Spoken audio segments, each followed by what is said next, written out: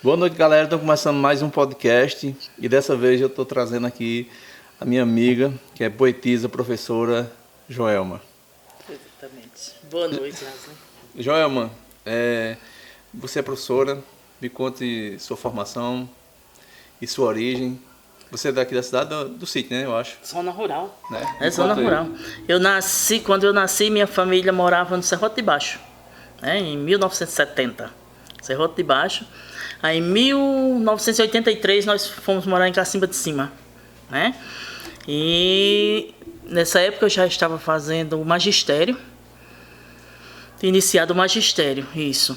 Então, quando eu terminei o magistério em 1986, foi 1986, e no final do ano eu fiz um concurso, né, para a prefeitura, passei em 1987, já iniciei em sala de aula.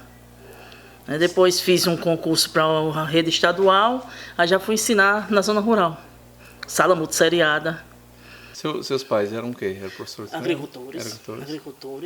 Meus pais, agricultores, né? E trabalhavam com a agricultura. E de início, né, quando eu nasci, eles trabalhavam, ele morava na fazenda de Chico Ferreira, né? E depois ele comprou a terrinha dele, o sítio. E quando nós fomos para Cacimba de Cima, ele tinha comprado um terreno bem maior, né? E a minha vida, eu que vi que eu não me adaptava à vida, né? Não à vida, mas à lida da zona rural, né? Porque o pessoal da zona rural trabalha pesado. E logo cedo eu vi que eu não dava para aquele serviço. Eu disse, eu tenho que estudar. Tenho que estudar porque... Mas só vim conseguir fazer faculdade, Ravel, depois que eu já estava com o meu emprego, né? Porque só tinha em Campina Grande o Arco Verde, e eu fui para Arco Verde. O pessoal daqui geralmente ia fazer em Arco Verde, né? Isso, aí fiz letras, né? Letras de língua portuguesa com habilitação em inglês. Foi lá que eu conheci o professor José Rabelo, né? Que me incentivou bastante, porque ele trabalhava com a disciplina era literatura sertaneja. E certo dia ele explicando como se fazer a literatura de cordel, os livros de cordel, e ele nos ensinando, e ele pediu, vamos tentar fazer alguma coisa, né? E eu escrevi, porque eu já escrevia, né? Assim, desde cedo eu comecei a escrever. Na minha família não tem ninguém assim que escreve, mas eu tinha vergonha. Eu disse assim, ninguém vai olhar para isso não. E muitas coisas eu jogava fora, entendeu? E outras guardava, escondia. E quando o professor pediu, eu fui lá e escrevi e entreguei para ele. Ele disse, você trouxe pronto? Eu disse, o senhor pediu para fazer agora? Ele disse, você fez agora? Eu disse, fiz, sim. Eu disse, então você já escreve? Eu disse, eu escrevo, mas eu escondo. Aí ele disse, olha, você só precisa melhorar a métrica, vamos melhorar a métrica. E por aí eu fui, né, escrevendo. E gosto muito de fazer. Quem, assim, na área da poesia, quem você gosta de ler? Meu amigo, olha, logo cedo, aí foi nisso aí também que quando ele me incentivando, ele disse assim, você já foi a um festival de violeiros? Eu disse, não, nunca fui. Ele disse, então vá. Vai e depois você me fala o resultado. Eu disse, festival de violeiros, gente, eu aguentar aquilo ali.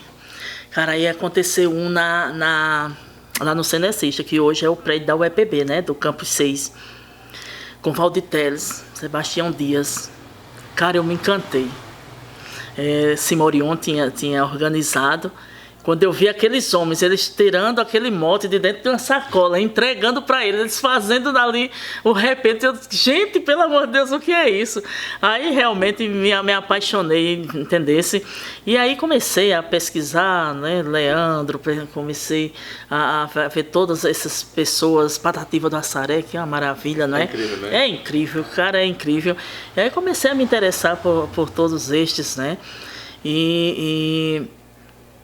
E a escrever. Aí comecei escrevendo as loucuras que aconteciam dentro da família mesmo, né? As arengas, as brigas, e quando estava todo mundo bem, aí vamos ler na calçada e dar risada, recordar tudo aquilo ali. Mas é muito bom. O mundo da poesia é fantástico, né? É fantástico, né? Aí você vê, escuta Pinto do Monteiro, né? aqueles poemas de Sebastião da Silva, né? Sebastião Dias, Valde Teles, que, cara, era um cara incrível, entendeu? Sempre que a gente se encontrava, era aquela festa, um cara simples, um cara que...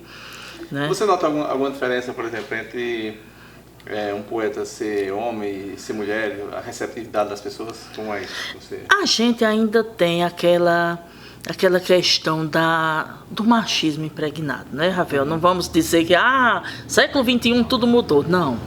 Por mais que eles sejam acolhedores, mas para acreditar é preciso você fazer para poder eles acreditarem. Tem que né? provar. Tem que provar, tem que provar. A gente sente uma certa resistência, né? Por exemplo, eu faço um programa para vaqueiros, né? Mas aí eu sinto a resistência deles sem acreditar. Hoje, e você está sozinho, você está fazendo só, né? Que eu entrei também no programa assim, digamos que por um acaso, né? Roberto me convidou, me chamou para... Um certo dia ele chegou preocupado porque quem eu ajudava era a sobrinha dele, né? E ele disse, e agora? A menina foi estudar em Campina, né? Ele disse, e agora? O que é que eu faço? Isso que foi? Luênia foi estudar em Campina e eu agora estou sozinho. Eu disse... É para fazer o quê? É para anotar as coisas, né? As mensagens, os pedidos de música. Isso eu sei fazer. Você vai comigo? Claro, eu e você e eu. Só somos nós dois, né? E fui para anotar, né? E chegando lá um certo dia, ele disse assim, faz esse comercial. E na hora que a gente fez o comercial, que eu fiz, né? O comercial, a partir daí a gente ficou juntos no programa, né? E deu muito certo e... Como foi que tu conheceu ele? Roberto, a família de Roberto com a minha família eram muito chegados, né? A família de Joaquim Florentino com a família do meu avô, Zacarias, eles eram muito chegados e a gente conhecia. Só que eu detestava o Roberto. Se ele chegasse, eu saía. Tá vendo como é a história? Se ele chegasse, eu saía, né? E se ele estivesse, eu nem entrava. Eu não gosto desse cara, não sei porquê. E acabamos namorando, né? Não tínhamos nada em comum até então.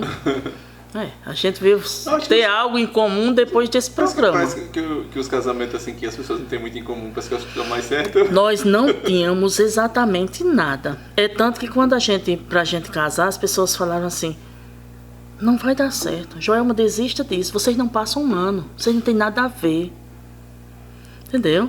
Mas, assim, a nossa convivência foi muito boa. Assim, muito boa. Porque, quantos anos assim, de casados vocês? 20 anos. 20 anos. Passamos 20 anos casados. E 4 de namoro, né? Assim, a gente... Vocês têm filhos?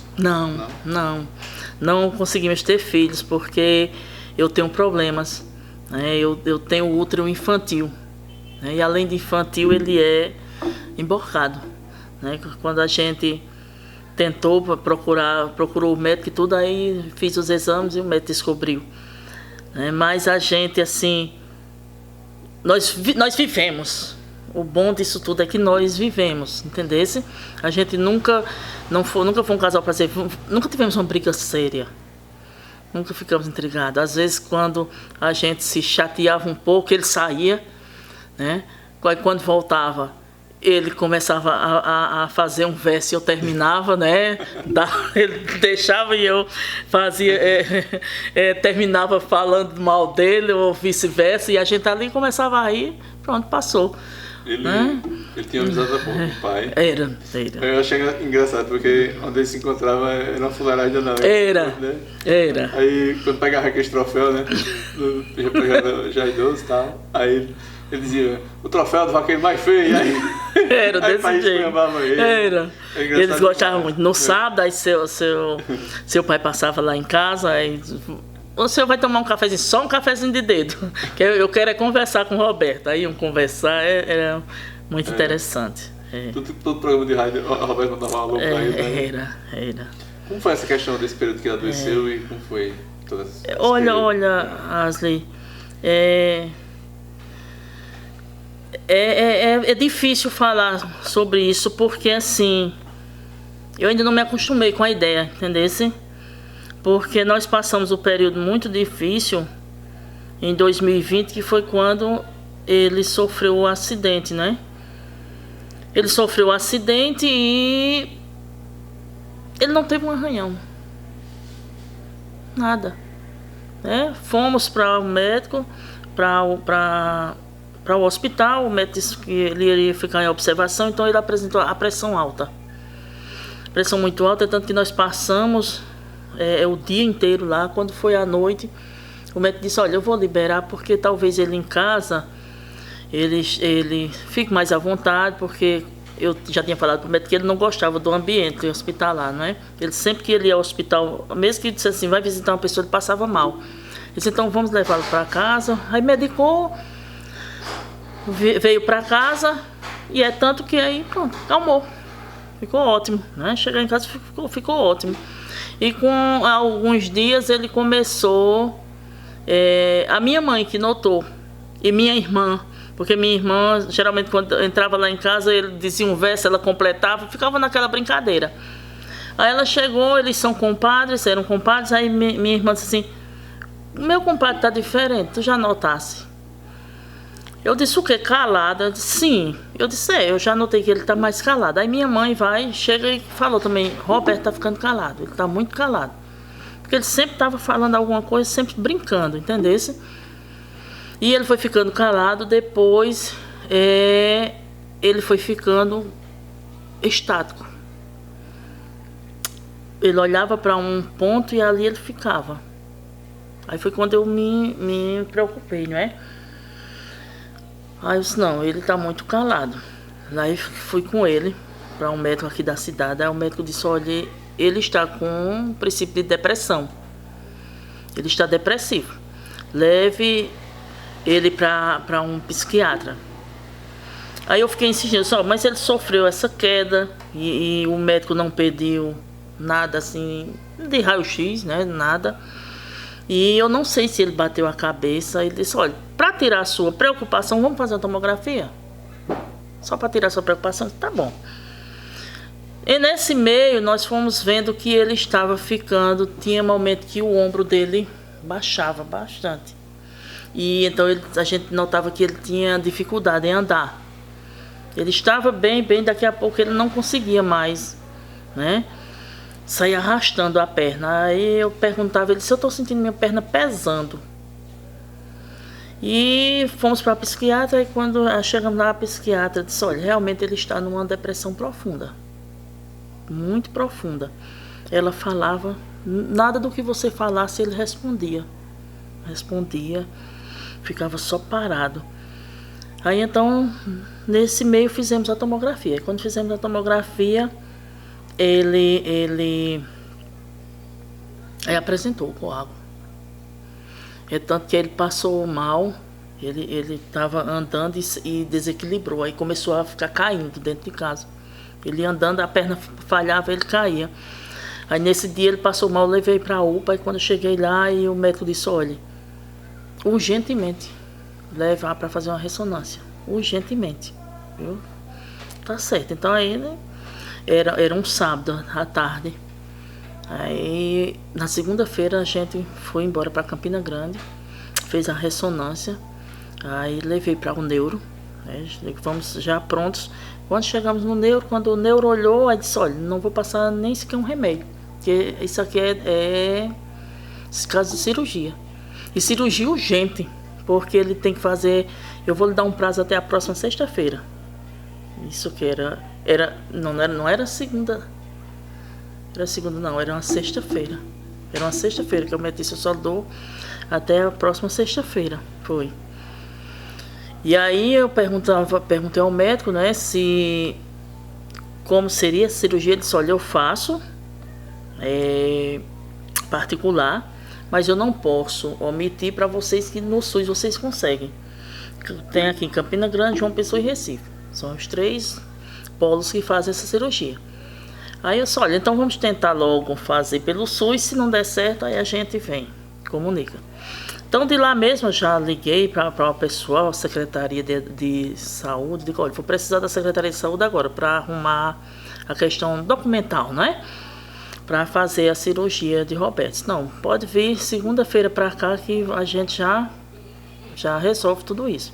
Aí fui na segunda-feira, teve a questão de atualizar cartão de SUS, essas coisas tudo lá.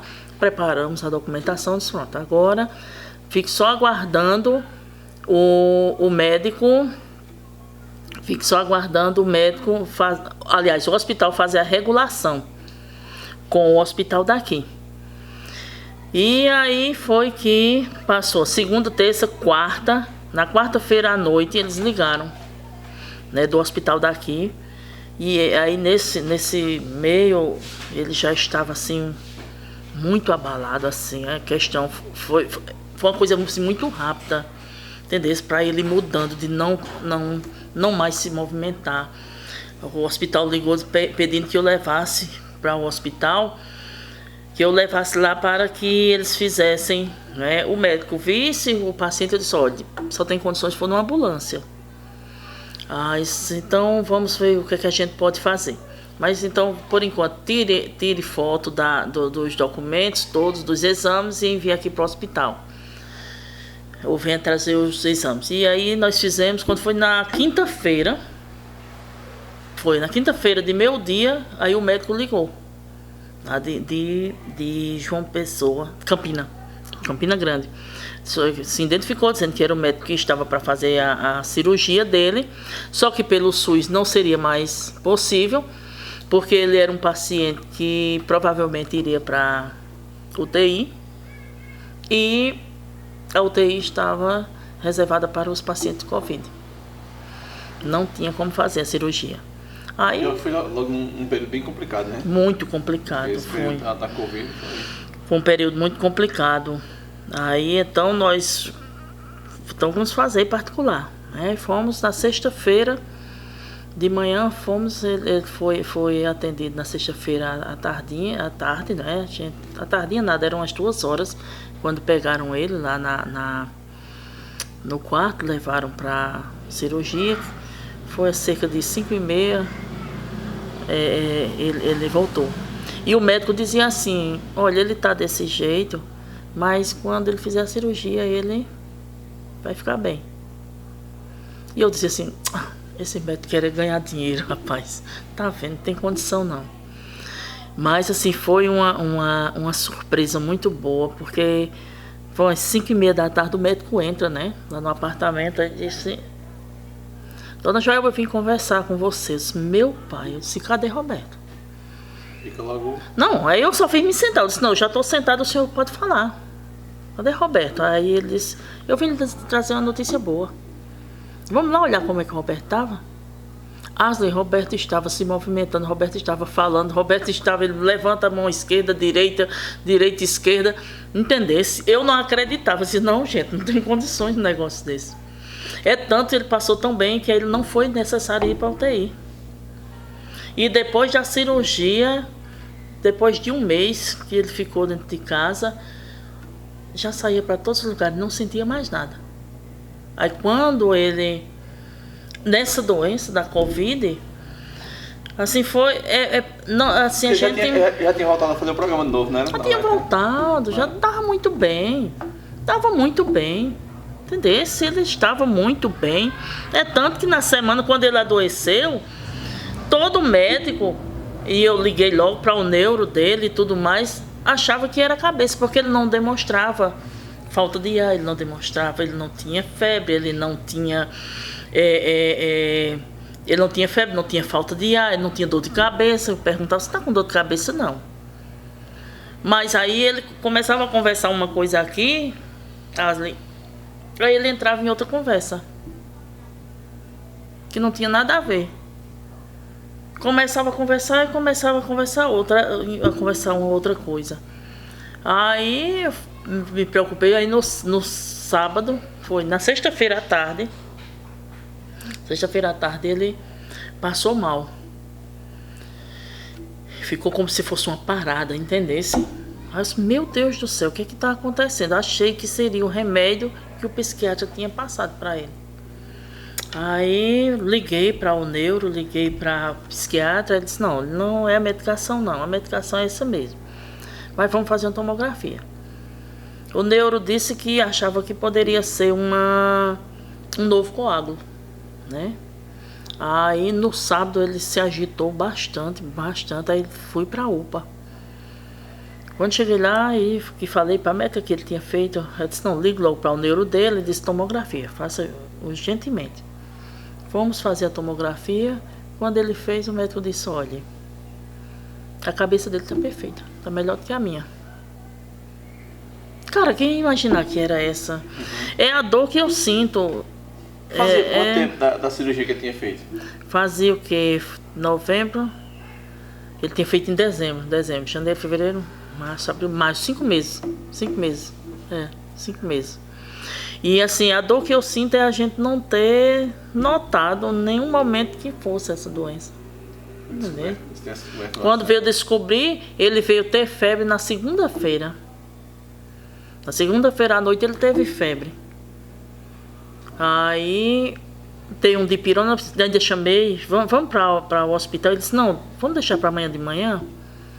Eu vou tomar um remédio agora, que eu tô com muito sono. Tava tomando uns remédios fortes, né? Eu tô com muito sono. Vamos amanhã de manhã? E isso a gente fez. De manhã eu acordei, aí só vai logo tomar seu banho pra gente ir para o médico, né? Só que eu sei que eu fiz uma pergunta e ele demorou a responder. Aí quando eu me virei para ele, disse, você tá cansado? Ele disse, não. Porque ele não fazia esforço, entendeu?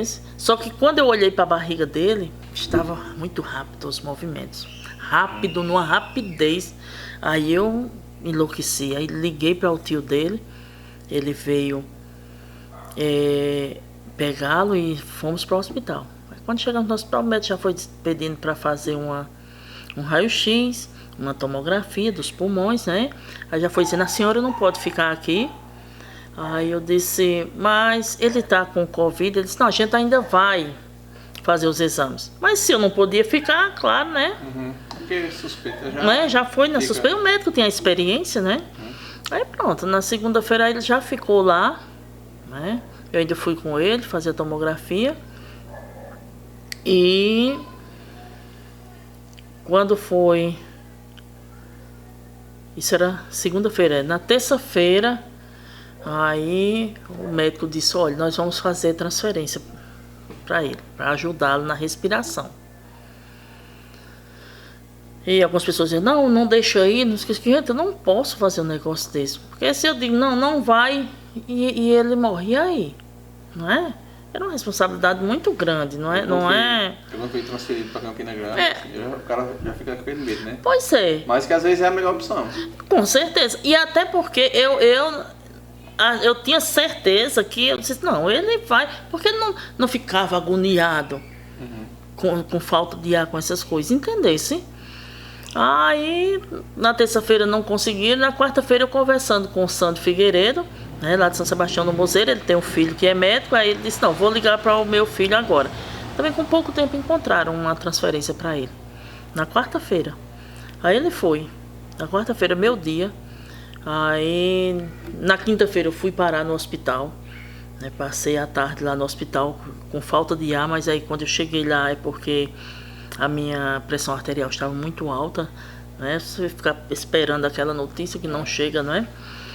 E aí fui liberada para voltar para casa.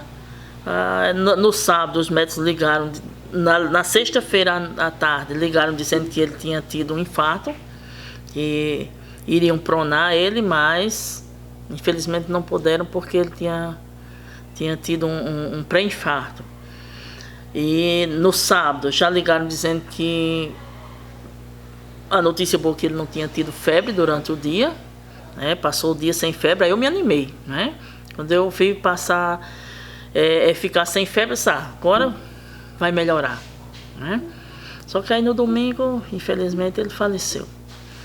Aí assim, é uma coisa que não dá, entender, pra gente acreditar. Ainda hoje tem dia que eu juro que quando chegar em casa ele vai estar. Até fico imaginando as brincadeiras que a gente brincava muito. Às vezes eu venho da escola assim, eita, quando eu chegar em casa eu já sei que o Roberto vai dizer, o marido chega em casa e a mulher não tá, entendesse? Que a gente brincava assim. Mas é isso aí, rapaz. Olha, é uma doença muito difícil. Eu tive, e confesso pra você, Ashley, que eu estava muito melhor quando estava com ela. Entendeu?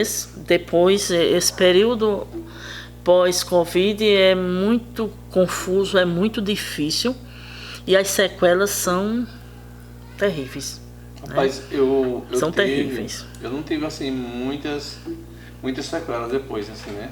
Eu notei alguns, tipo, como se fosse coágulos na perna, como se fosse um início de trombose, tá ligado? Eu percebi depois.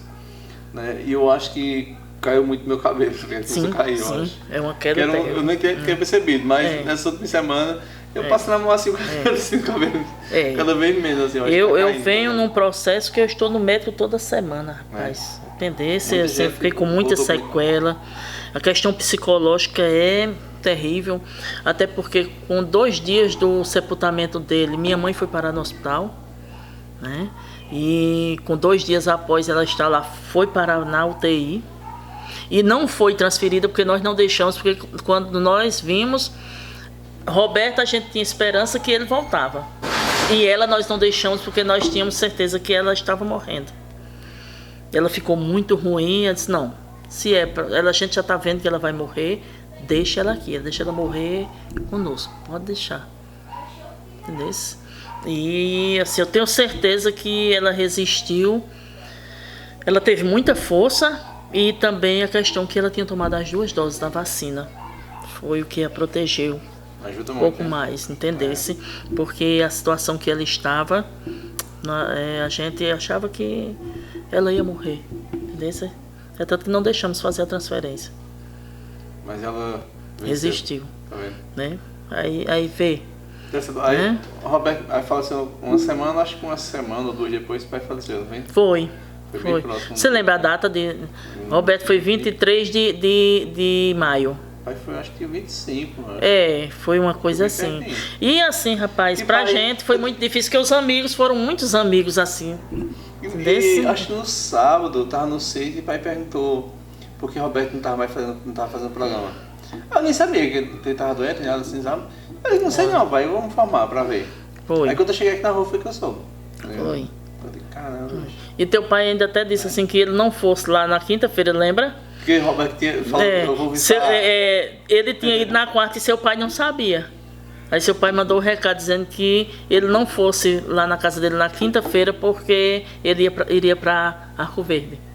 Era. Tu é uma pessoa bem religiosa, né? Eu gosto, né? Como foi esse momento para tu? Eu gosto. É um momento difícil que a gente sabe que a gente só resiste porque nós temos um Deus muito misericordioso, entendesse, Ravel? Em Deus eu acho que é impossível você resistir a essa doença. É muito fácil você falar, morreram tantas mil pessoas que estão distantes da gente e você passar por um momento desse dentro da sua própria casa. E eu sempre falava para Roberto, olha Roberto, nós temos que ter muito cuidado porque seus pais são de idade e eu tenho problemas de hipertensão, eu sou obesa, tenho problema respiratório. Eu até brincava com ele, dizia, olha, se eu pegar essa doença eu não passo meia hora, rapaz, você vai ficar viúvo, né? E aí a gente ficava brincando, a gente brincava até com a morte, entendesse? E realmente aí é onde está. A gente não sabe onde essa doença está, porque o Roberto era um homem que andava bastante. No entanto, quando ele pegou essa doença justamente no momento que ele menos estava andando, que a gente conversava muito por conta dos pais dele, e ele ia todo dia, né? De manhãzinha ele ia para o sítio visitar os pais, de manhãzinha e à tardinha, de manhãzinha e à tardinha. Então ele saía daqui e ia visitar os pais todos. Eu digo, olha, tenha cuidado, de lá volta diretamente para casa. Temos que ter cuidado dos seus pais, né? E foi nesse período que a gente não sabe que... Eu tinha uma preocupação, torcendo assim para que chegasse a vacina, né? Para pai e mãe se vacinaram e tal, né? E eles se vacinaram e tal, e alguns meses depois o pai teve um AVC, tal. E assim, eu acho que foi essa vacina, né, a AstraZeneca, né, tem um histórico de pessoas que têm problemas cardíacos, né, que sofrem AVC, alguma coisa desse tipo, trombose e tal, que a gente acha que talvez tenha sido isso, né? Sim, a gente fica procurando uma desculpa, na verdade. Torceu pra quem, né, fosse vacinado, eu digo, mas rapaz, né? Mas na verdade a gente fica procurando uma desculpa, né? Realmente. Quando na verdade nós não comandamos a vida, né? Nós temos o momento de nascer e o de ir também. Né? Então, Chama, para vocês apresentavam o programa. Fazia quantos anos que ele apresentava, que tinha um programa já na rádio? Ele já fazia muito tempo, né? Há mais de 10 anos ele tinha um programa na rádio, na Sertânia FM, né? E depois veio ali para Monteiro FM, né? Já fazia bastante tempo. Eu não sei te dizer ao certo, mas já fazia bastante tempo, né? É tanto que com 3 meses eu voltei a fazer o programa. Eu procurei forças onde não tinha, porque eu sentia, Asley, que eu devia isso a ele, porque era o sonho dele. Aquele programa era o sonho da vida dele. É o legado dele. Porque ele gostava, porque ele dizia que precisava falar do vaqueiro. Ele precisava falar do vaqueiro, ele precisava mostrar ao povo quem era o vaqueiro, ele precisava dar valor, que as pessoas não valorizavam o vaqueiro, que as pessoas não sabiam do trabalho do vaqueiro. Né? E as pessoas ficavam me cobrando isso, Joelma, não faça isso, tanto que Roberto gostava, e você vai deixar assim mesmo. Eu digo, gente, espera aí, deixa eu colocar o juízo pelo menos mais próximo do necessário para poder eu voltar. Mas no fundo eu achava que eu devia isso a ele, entendesse? E um certo dia eu cheguei na rádio e uma das meninas que trabalham lá disse assim: Dona Joelma, a senhora já pensou que a senhora não veio aqui por acaso? Aí eu disse: como assim? Ela disse: a senhora já parou para pensar que Deus enviou a senhora para Roberto lhe ensinar para a senhora continuar o que ele tanto gostava de fazer? Tem tudo a ver, não é? Porque realmente eu nunca tinha pensado em fazer programa de rádio. Não, nunca pensei na minha vida, né? E quando eu estava no sítio, estava passando para assistir direto, né? Pai tivesse no sítio, pai já assistia. Aí eu ficava, pai botava o rádio lá, ficava escutando, né? E eu escutava também e tal. Eu vi assim, tava com uma desenvoltura muito boa já. A gente era uma coisa bem natural. Acho que combinava muito bem o Júnior, né? A gente brincava assim, era muito natural. E assim, depois que eu comecei a namorar com ele, foi que eu comecei a andar em vaquejada, né? Depois de casado, foi que eu vim conhecer a pega de bois. Eu não conhecia. Não conhecia. Eu não sabia nem para onde ia esse negócio. Mas assim, é muito interessante e assim, emocionante a gente ver os vaqueiros, aquele orgulho que eles têm de sair com o rosto todo rasgado. Rapaz, o rosto todo rasgado da mata, e tem aquele orgulho, né, de mostrar aquele rosto que sai cheio de sangue e tudo. E assim, aí fui me encantando com esse mundo. Interessante que quando o pai foi chegando em 70 e poucos anos, aí eu reclamava, né, que ele ia para essas velhas boas e tal, tava velho e tal, né, tinha que ter cuidado, né, pra não estar se machucando e tal. Mas com o tempo eu fui vendo o seguinte, porque pra ele não tinha como ele parar de tá ligado? Pra ele, era o lazer dele, era a diversão dele. Ali ele reencontrava os amigos, entendeu? Ele conhecia, tinha muitos amigos assim, de vaqueiro. É uma festa muito saudável, muito boa, entendeu? Você chega lá... A socialização deles ali, né? É muito bonito, muito entendeu? É muito interessante. A gente interessante que alguns meses antes de pai falecer, a gente tinha começado, falando que a gente, quando passasse essa pandemia, a gente ia ver uma corrida do boi salgadinho, tá ligado? Sim. A gente ia lá pra nós ver. E Roberto até brincava que ele e seu Mané Silva iam pegar o boi salgadinho. Esse boi salgadinho não foi pego ainda, porque eu e Mané Silva não fomos lá. A gente conversando isso, alguns meses antes eu gravei algumas coisas com o pai, ele contando algumas histórias, desse pegando os boi e tal, tem que trabalhar com vaqueiro nas fazendas e tal. Já pra assim, eu digo, o pai tá ficando velhinho, né? Toda, né? Tá vendo? E é uma responsabilidade nossa, Ravel, levar isso de alguma forma. A gente não pode apagar a história.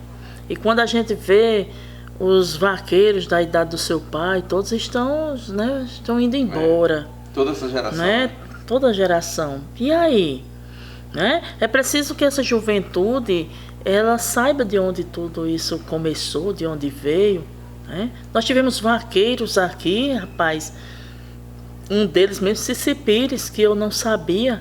E um dia Roberto sentou para me contar a história de Cici Pires. Foi um grande vaqueiro, talvez o maior vaqueiro aqui da região.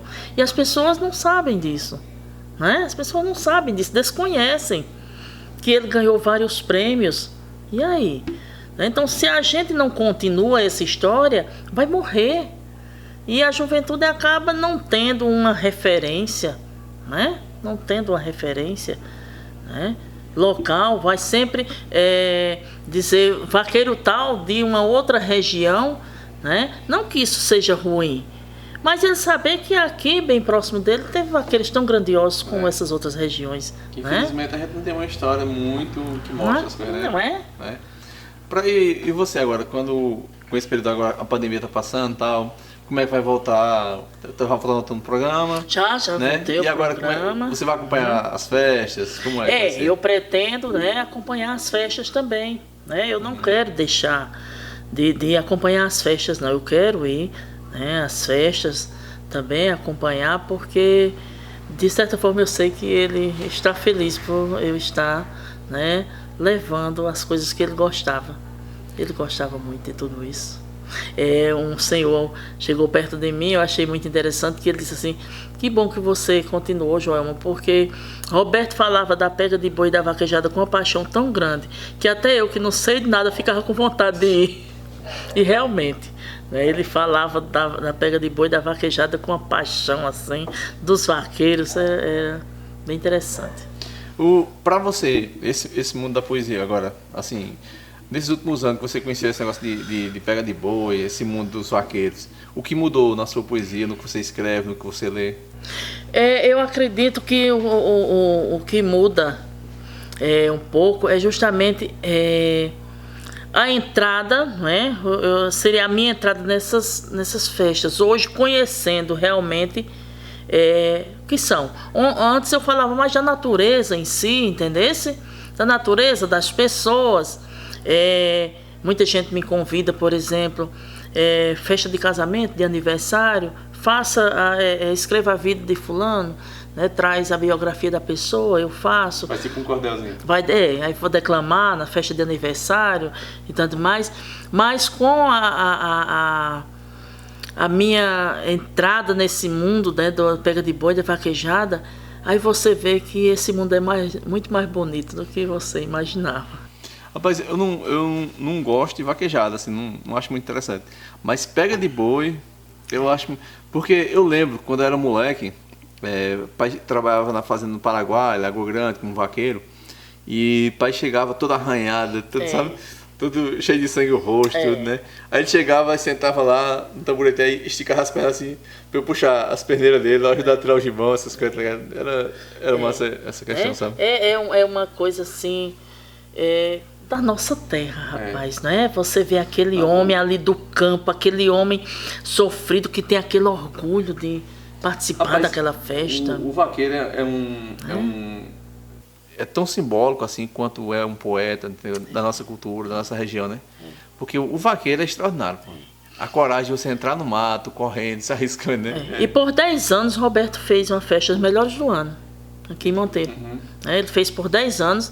E infelizmente, assim, por falta mesmo de incentivos, né, por falta de quem o ajudasse, de quem colaborasse, né, ele encerrou nos 10 anos. Né, eram os melhores do ano, ele fazia uma premiação, né, para aqueles vaqueiros, os vaqueiros faziam uma determinada ficha com ele, né, e ele ia premiar justamente aqueles, à medida que eles iam participando das vaquejadas, iam passando o resultado para ele, né? No final do ano, era o segundo final de semana de dezembro, ele fazia os melhores do ano.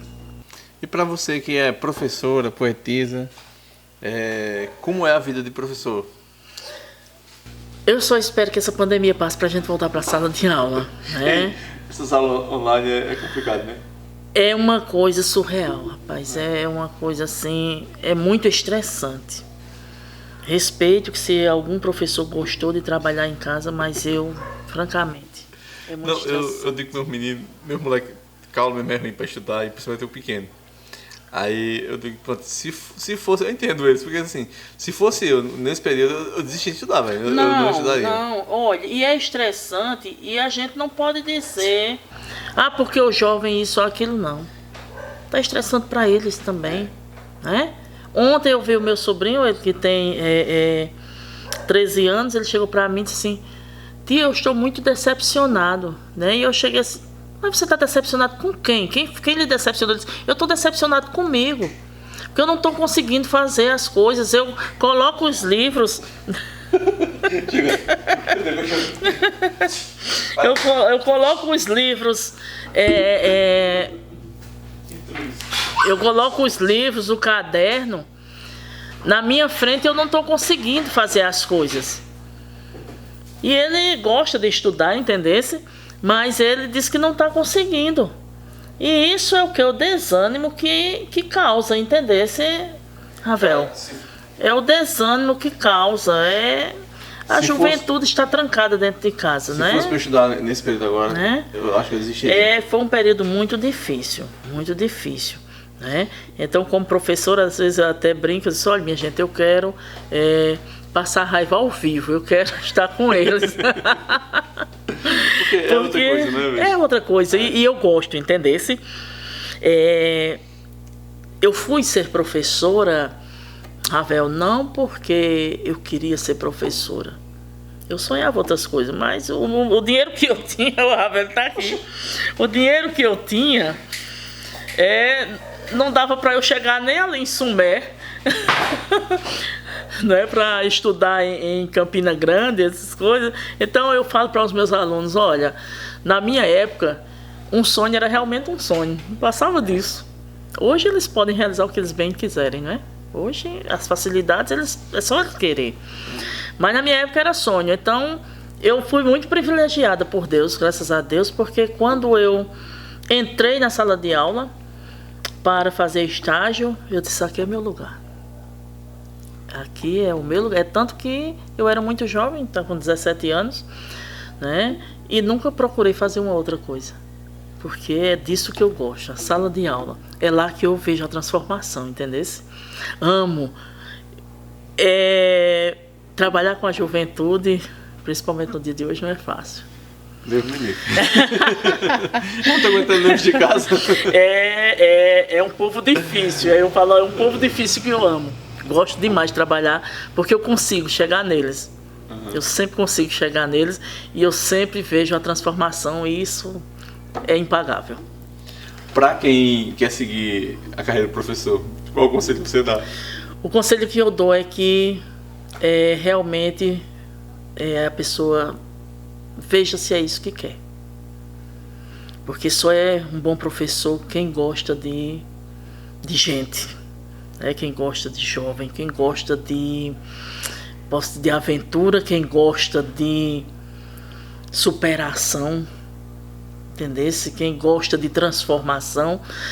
O ato de ensinar é encantador, eu gosto, né? Até certo dia um professor disse, não, Joelma, dizer que gosta de ser professor, dizer eu gosto de ser professor, eu gosto. Eu tenho o meu aluno como uma pedra bruta que eu vou lá e eu lapido, eu tenho que lapidar. Eu até brinco com eles, olha, eu sou uma professora, mas eu não sou professora de quadro e giz, não. Eu me meto na vida. Porque se eu não conseguir mudar a vida de vocês, não serviu para nada. Porque se a educação ela não servir para a vida, Ravel, qual é o sentido? Qual é o sentido de você trabalhar na sala de aula algo que não vai servir para a sua vida? Se você não consegue mostrar um caminho ao jovem, se você não consegue mudar o pensamento dele, pelo menos para ele desejar, né? Mudar, para ele desejar seguir em frente, de que serve ser professor?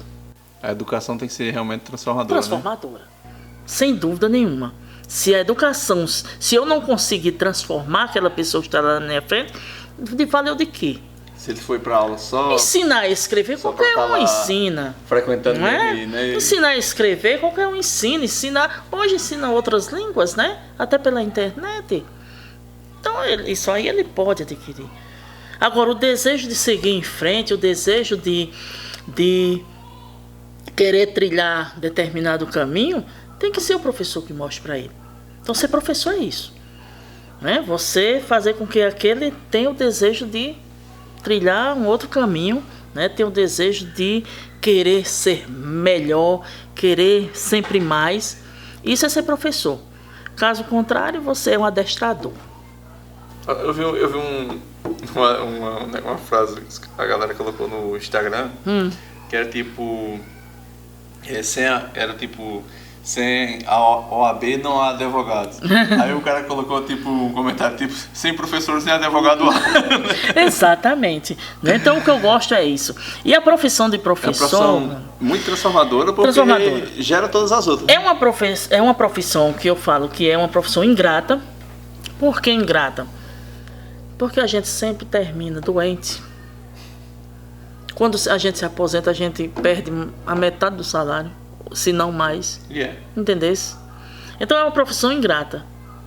Mas é uma profissão, cara, que eu acho que nenhuma outra recebe os prêmios que a gente recebe. Tu imagina, você ensinou a um menino há 15 anos atrás, há 20 anos atrás, e recebe um telefonema meia-noite dizendo assim: olha, hoje eu consegui isso e devo a você. Isso, gente, não tem preço. Entendeu? Isso não tem preço. Já me aconteceu várias vezes das pessoas ligarem para mim, às vezes eu nem lembrar, às vezes eu pergunto: se você estudou comigo onde? Em Monteiro, em Cacimba de Cima, onde foi? Como é seu nome? Fulano. Só estou ligando para a senhora porque eu sempre falava assim para os meninos, né? Ainda falo, né? Mas eu sempre falava desde lá da zona rural, quando eu ensinei uma sala multisseriada, né? E que aquelas crianças da zona rural, que os pais achavam que eles não iam passar dali, e eu dizia: vocês vão passar, vocês são capazes. Só desiste quem é fraco. A gente não é dado esse direito da gente desistir, não. A gente tem que ir à luta, né? E certo dia eu estava em João Pessoa e encontrei uma mãe de família, tudo, e quando ela me viu, ela cai no choro, né? E eu fiquei olhando assim: meu Deus, o que foi? Né? E ela disse assim: que bom lhe encontrar. A senhora não sabe o que eu sofri. Eu fui para São Paulo, eu nunca tinha andado de avião. Eu entrei em uma empresa aqui em João Pessoa e eles me mandaram para São Paulo para fazer um encontro lá, sem eu nunca ter ido em São Paulo. E eu chorava feito uma louca no meio da rua. E quando eu pensava em pegar um avião e voltar, eu escutava a senhora dizer assim: desistir é para os fracos. Você tem que lutar. E hoje eu estou aqui, eu estou terminando o meu curso, né, de Direito, graças a essas suas palavras. Outro dia eu estou em casa e me liga tarde da noite e disse: olha, eu estou ligando para a senhora só para lhe agradecer. Eu disse: diga, o que foi que eu fiz? Disse: olha, a senhora lembra o que a senhora dizia para a gente, que desistir era para os fracos? Eu disse: lembro. Disse: olha, eu vim para São Paulo, comecei a trabalhar de 3 da manhã às 7 da manhã, fazendo a limpeza da empresa. E hoje eu estou ligando assim, eu muitas vezes fiz a limpeza chorando, com muito frio, né? E com saudade daí. Mas hoje eu estou ligando para dizer que hoje eu fui... Agora me fugiu a palavra, olha só. Eu estou no cargo de gerente da empresa. E isso eu devo à senhora, porque quando eu pensava em desistir, eu lembrava do que a senhora dizia, que a gente não podia desistir, a gente tinha que enfrentar os obstáculos. Porque na verdade é isso, Ravel. Eu vejo a juventude hoje, não é? Eles precisam de alguém que fale que eles são capazes, porque são pessoas que desistem fácil das coisas. É interessante essa questão que tu falou agora, e além de ser uma professora, ser uma motivadora. Sim. Né? Sim. Porque assim, hoje em dia você vê, apesar de ter muita facilidade de ter acesso ao estudo, Mas você vê jovens que estão totalmente desesperançados. São muito né? imediatistas. Sem nenhuma perspectiva, às vezes, né? São também, muito né? imediatistas. Tudo deles tem que Se não acontecer. tiver hoje. realmente uma motivação, uma coisa assim, né? Então, quando eu conto a minha história, eles ficam, professora! Eu digo, gente, vocês me mostram as dificuldades que eu não vejo dificuldades. Vocês hoje têm um transporte que encosta na calçada de vocês e daqui a pouco eu estou vendo a hora vocês pedirem para entrar dentro de casa para pegá-los. E a senhora vinha que eu digo a pé. E por que a senhora não vinha de bicicleta? Porque eu não tinha dinheiro para comprar uma bicicleta. Eu vinha a pé para a escola. Nessa época não tinha essa questão de merenda na escola. Eu lembro que chegava 1 ou 2 vezes por ano. Fizeram uma festa, né? Teve aquele também, a merenda ruim da gota, né? Ave Maria. Aquela rapadura preta, uns biscoitos, velho. Uns biscoitos que esticava, não é? Mas, professora, a senhora vinha a pé, eu não tinha dinheiro para comprar uma bicicleta, não tinha dinheiro para lanche, voltava para casa, né, azul de fome, a pé. Mas eu não queria estudar, então eu tinha que estudar. Aí hoje, gente, você vê a facilidade, as pessoas, sem contar que quase todos os alunos têm uma moto, ou tem uma bicicleta, aí não vem ali do mutirão, um tempo desse, não tem o transporte escolar. Ok, mas fulaninho mora aqui na cidade. Ô meu filho, vem cá, por que você não está vindo para a escola? Porque o transporte não está. Mas você mora onde? Em que sítio? No mutirão de criatura. Não, pelo amor de Jesus. Né? Você não vem do mutirão a pé, e aí? Entendeu? Então, olha a dificuldade. Quando eu fui para Cacimba de Cima, são 14 quilômetros daqui para lá. Então, nessa época, eu estudava no Colégio Lourdinas. E quando não tinha nenhum trabalho para entregar na segunda-feira, né, porque não tinha internet, não tinha essas coisas. Então, quando não tinha nenhum trabalho, na sexta-feira, meu dia, ao sair, eu pegava os carros que desabelei e ia embora. Mas quando dizia ter um trabalho para entregar na segunda-feira, eu tinha que ficar na cidade para fazer esse trabalho na sexta-feira à tarde. E no sábado ir para casa, no sítio. Só que no sábado os carros estavam vindo. E eu estava indo. Não tinha carro, ia a pé, 14 quilômetros a pé. Não é? Caramba. Mas para eu conseguir o que eu queria, eu tinha que fazer isso.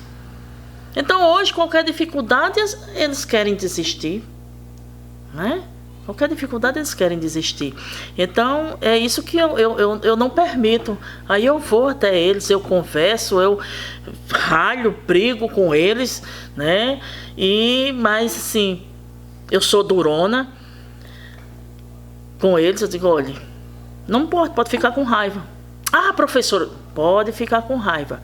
Agora, eu só sei de uma coisa. Mesmo que eu já esteja morta, um dia você vai dizer, eu devia ter escutado. Eu devia ter escutado aquela professora chata. Não importa, eu vou estar morta, mas você vai dizer isso. Como você vai escutar uns dizendo assim, que bom que eu escutei aquela professora. Então isso para mim já valeu. Entendeu? Para mim já valeu. Eu gosto disso. É isso. Eu quero que você indique um livro de poesias ou um bom livro que o cara, para quem quer ser professor. Um bom livro para ser professor, eu acho que Professores Brilhantes, Pais Fascinantes de Cury, certo? É um bom livro, né? E vários outros, cara. Tem assim, muitos livros que a gente se encanta, né, em ler, porque a gente vê que a educação é isso. Infelizmente o professor é mal remunerado, é mal entendido, as pessoas muito mal valorizadas, né? As pessoas não valorizam o professor. Mas eu acho que na verdade eles têm medo do professor, porque o professor pode fazer a galera pensar. Né? Esse é o medo de todo o sistema, né? E quando o povo formar mentes pensadoras não... Né? Quando o povo pensa, as coisas são realmente de um outro modo. Então, Pais Brilhantes, certeza. Professores Fascinantes, é muito bom esse livro. E um livro de poesia? Viu? Livro de poesia, rapaz,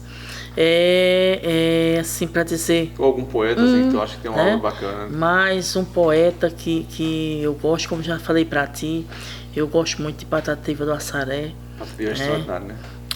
Gosto demais dele. Eu gosto muito de Leandro de Barros, entendeu? Então são livros que eu levo, declamo para eles, essas coisas. São muito bons. Muito bons. Então, te convido para quem não conhece a conhecer o seu programa de rádio. Diga o dia, horário. Programa de rádio, né? Momento do Vaqueiro, né? Que nós trabalhávamos com a Hora do Vaqueiro, né? Com o falecimento de Roberto, pelo menos por um tempo a gente está usando o Momento do Vaqueiro, porque o pai dele se sente muito mal quando escuta a Hora do Vaqueiro, né? Uma pessoa de idade, e me pediu e eu modifiquei isso aí, né? Então, na Monteiro FM, das 11 ao meio-dia e meio, todos os sábados. Estamos lá. Muito obrigado por ter vindo, viu? Por nada, eu que agradeço, né? E espero que você tenha sucesso aí nesses seus projetos, porque você é diferente, cara. Nós estamos na batalha. Nós temos que batalhar. Tentando desistir, tá ligado? Não. Desistir jamais. Desistir não. As coisas sempre são difíceis para quem quer fazer bem feito, para quem quer fazer o melhor, né? São difíceis, mas a gente tem que ter forças, né? Você já pediu para encerrar, mas eu vou te contar. Eu tinha uma família inteira, eram 4 ou 5 jovens, né? Acima de cima. E eles concluíram nessa época, a 4ª série. E um dia eu estava em casa, era um período de férias, chega uma das jovenzinhas chorando. Essa que fez direito. Eu disse, o que é que está acontecendo? Disse que minha mãe não vai me deixar a gente ir para a cidade. Ela não vai deixar eu e meus irmãos estudar. Eu disse, por quê? A mãe viúva, né? Tinha medo de mandar os filhos para a cidade, nessa época não tinha transporte, e perder os filhos, né? Aí para o mundo. Eu disse, não, mas vocês vão estudar. Vocês vão estudar. Né? E o que acontece, Asley, que eu fui falar com a mãe, disse, olha, você vai deixar estudar. Não, Joelma, disse, vai. Eles vão estudar. Eu me responsabilizo por eles. Tu imagina. Eles eram muito inteligentes, são ainda hoje, né? E ela deixou estudar. E hoje, quando ela me encontra, ela chora. Porque são empresários, são advogados, né? E se eu não tenho interferido? Né? Então, isso é gratificante. Né? Eles deram certo e estão aí. Então, é o que eu falo para você, a gente tem que fazer essa mudança, senão não vale a pena. Essa questão que tu fala, desistir, é porque a gente pensa assim, as coisas, mas como dizem, as coisas não é como a gente quer no tempo que a gente quer, né? Às vezes o tempo de Deus que ele quer pra gente é outra coisa, né? É outra, E a gente sempre acha que ele está demorando, não. A gente às vezes é muito imediatista, né? A gente é imediatista, a gente é egoísta. E se Deus nos desse tudo no nosso tempo, com certeza a gente não ligaria para esse Deus. Não valorizaria nada, né? Nada. Já tenho tudo, né? Então é preciso que ele, assim, olha, fique quieto que eu estou preparando e o que é seu vem. E vamos à batalha. Porque o que é nosso ninguém tira, não. Tá escrito, né? Tá escrito. Muito obrigado aí. Por nada, eu que agradeço. Trazer né? conhecimento aqui. Maravilha, viu? Maravilha mesmo. Sabedoria de vida aqui. É, Bacana. muito bom. Muito obrigado. Por nada.